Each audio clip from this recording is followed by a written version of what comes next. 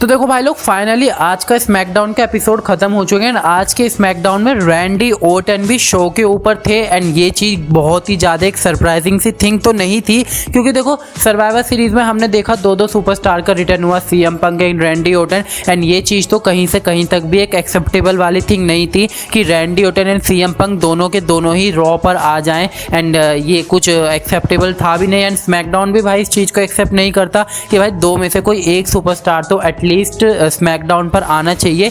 And इसी वजह से हमने आज के स्मैकडाउन पर देखा कि रैंडी ओर्टन आज का जो हमारा स्मैकडाउन का मेन इवेंट था उसमें आते हैं। उसमें आने के बाद वो पहले तो उनसे पहले निक ऑल्डिस एंड एडम पियर्स आते हैं, जो कि रॉ एंड स्मैकडाउन के कॉन्ट्रैक्ट लेकर के आए थे। एंड मैं सोच रहा था भाई अब ये क्या करने वाले हैं, यहाँ पर क्या ही डब्ल्यूडब्ल्यूई ने बुक कर रखा होगा। तो यहाँ पर हमको देखने के लिए क्या मिलता है कि रैंडी ओर्टन आते हैं। रैंडी ओर्टन आने के बाद जैसे ही वो रिंग में एंट्री कर रहे होते हैं तभी यहाँ पर से पीछे से आवाज़ आती है, लेडीज एंड जेंटलमैन। जी हाँ, यहाँ पर थे हमारे पॉल हेमन एंड अब ऑफिशियली हमारी ब्लड लाइन के साथ रैंडी ओर्टन की फ्यूड स्टार्ट हो चुकी है। एंड ये चीज़ भी अब आप कंफर्म मान लो 110% कि Randy Orton versus Roman Reigns हमको रॉयल रंबल में देखने के लिए मिलने वाला है। अब एजे स्टाइल्स के साथ यहाँ पर क्या प्लान्स हो गए हैं इसको लेकर के अभी कोई भी इन्फो नहीं है।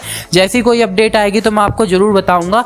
लेकिन अगर मैं बात करता हूँ होता क्या है शो के ऊपर कि जब हमको देखने के लिए मिलता है कि रैंडी ओर्टन आ जाते हैं, पीछे से आते हैं, तो पॉल हेमन कहते हैं कि तुमने स्मैकडाउन पर आकर गलत किया, ये नहीं करना चाहिए था, अब यहाँ पर तुम्हारे हम हैं। तो यहाँ पर solo Sikoa and Jimmy Uso आते हैं एंड आते ही उन पर अटैक कर देते हैं रैंडी ओर्टन के ऊपर। एंड यहाँ पर 2-on-1 वाली सिचुएशन हो जाती है। स्टार्टिंग में रैंडी ओर्टन को वो दोनों के दोनों डोमिनेट कर रहे थे, लेकिन हम लोग देखते क्या है कि यहाँ पर रैंडी ओर्टन को सेव करने के लिए LA नाइट आते हैं एंड LA नाइट के बीच में ब्रॉल करने लगते हैं। वो सोलो सिकोआ को आपस में ले जाते हैं, पहले जिमी ऊसो को भी मारते हैं वो। एंड जब हम लोग देखते हैं कि LA night and solo Sikoa आपस में ब्रॉल करते हुए बैक स्टेज चले जाते हैं एंड जिमी ऊसो उनको डिस्ट्रैक्ट हो जाते हैं उनसे, तो हम लोग देखते हैं कि रैंडी ओर्टन अपना पीछे से रेडी हो जाते हैं।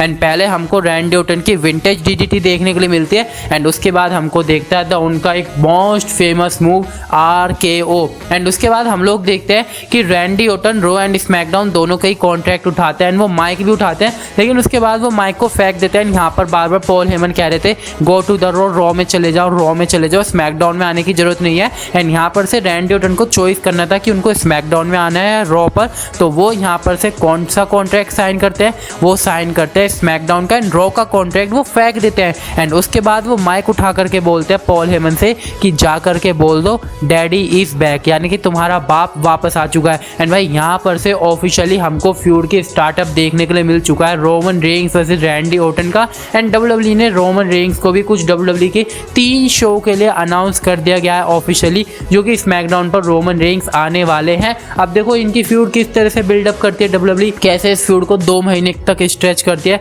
ये देखना बहुत ही ज़्यादा इंटरेस्टिंग होगा। बाकी भाई आज का स्मैकडाउन देख के मजा आ गया। आप लोग को आज का स्मैकडाउन कैसा लगा आप लोग मुझे नीचे कॉमेंट सेक्शन में बताओ।